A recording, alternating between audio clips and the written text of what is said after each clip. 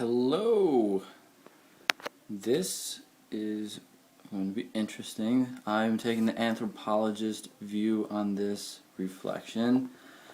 So basically, what I'm going to be talking about is what you can tell about your students from the way they act in school. Yeah, it's just learning about the students, whether it's talking to them or the way they act. One thing I've always found interesting, and I might have mentioned in one of my early reflections, is just being able to sit back and watch the students. I think you can learn a lot about the way they interact with other students, and you get to know the ones that are more social, the ones that are more introverted and like to do things just within themselves and maybe not interact with students as much. And I think every student likes to express themselves different ways, whether that's through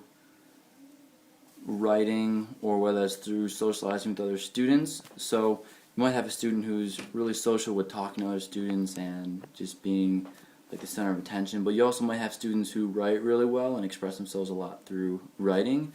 So I think if you're observing a classroom and you have some students that aren't necessarily as involved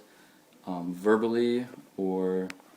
physically, I think there's always that opportunity or that chance that they're really involved textually or through other means of communication.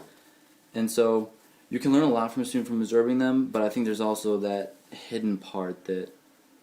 unless you do more and learn about them, like talk to them individually or actually go above and beyond and maybe like read some of their papers depending on what subject you teach. I don't know, there's just a lot of different ways to learn about students. But so I'm still at the point at Bloomington High School where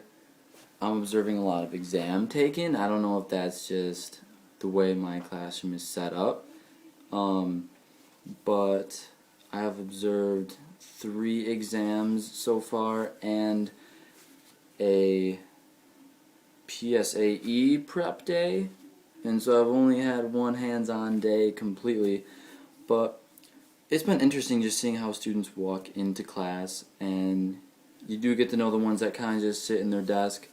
and kind of just wait for class to start. They're pretty well behaved, and then the ones who will come in and they'll be dancing to the music that happens the minute before the bell rings. And I don't know how much that necessarily tells about their home life, but I think it tells a little bit about the way that they like to socialize, the way they like to make friends, and you can kind of see yourself in some of those students, or maybe some of your friends when you were younger in some of those students. So, from an anthropologist's point of view, like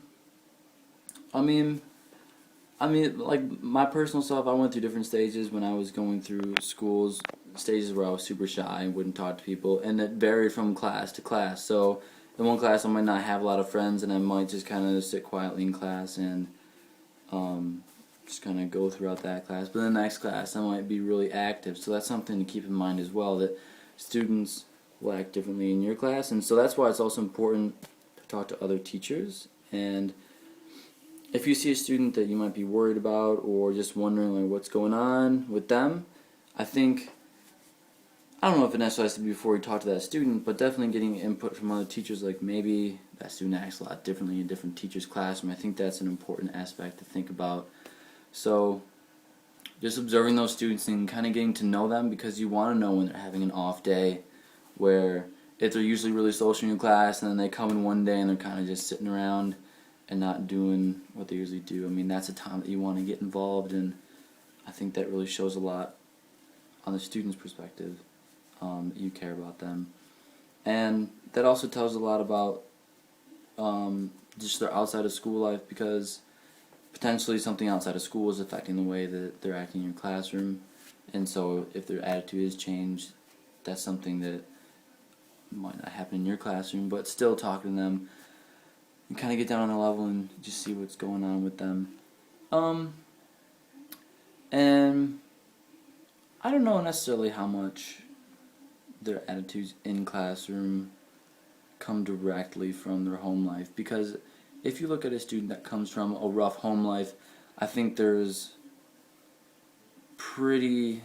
wide variance on some students that come from rough home lives are going to be wild in your classrooms. They're going to be always wanting to stand up, move around, socialize with other students. But other ones are just going to be super quiet. They're going to be just hold stuff in and not really express themselves a lot in class. And so I think you get like a wide spectrum of students who just handle that home life in different ways. And so, like, even somebody who's got, like, to them a perfect home life, I think, depending on their friends, they might have a calm group of friends and just kind of be more chill and hang out in class, and others might be involved with students that are a little more wild and they act up quite a bit. So I think just from the way they act and the actions that they do might not tell a lot about their home life, but it's kind of a combination of like their friends, who they're hanging out with, where they spend a lot of their time, but also nature versus nurture. You could have two people that grow up in the same environment, the same setting, but the nature of themselves, they perceive things differently, they handle situations differently, and so you could have two brother and sister who both have the same exact home life. One of them comes into your class, seems perfectly normal, is just got a group of friends he always hangs out with, and their sibling potentially just doesn't handle it the same way, and maybe just more keeps to themselves. So I don't know. Definitely, for me, something that I would never want to make assumptions about a student just about the way they act in school, whether it's what I've heard from a different teacher or how they're acting in my classroom or how I've seen them in the hallways. But I think an important thing is, even though I'm a math education major, but especially the first week I would like to get them writing a little bit, just because sometimes it's hard to express yourself through math. I could have them express themselves through an equation or something. But I think it'd be a lot more powerful for me to have them write a little bit about themselves, because in class you have those standard 10-second introductions where you say your name, where you're from, interesting fact about you. But I think even just like a half sheet of paper, just like write a paragraph about yourself, something that if you wanted somebody to know about yourself or anything that's going on, write that. And I think that's a great way to kind of build that initial relationship with the student, or just understand a little bit about them, and then obviously have opportunities throughout the year for them to continue that. I don't think that strays away from my curriculum, because it won't take much time in class to do that, but definitely, once you break down the barriers of respect, and once I respect you, knowing that I'm not just going to come in here and talk down to you, I want to get to know you and get to know where you're coming from, I think after that, it'll create a positive environment, and you don't have to deal with a lot of those classroom management issues that you might otherwise if the students just don't respect you at all. So I think you can learn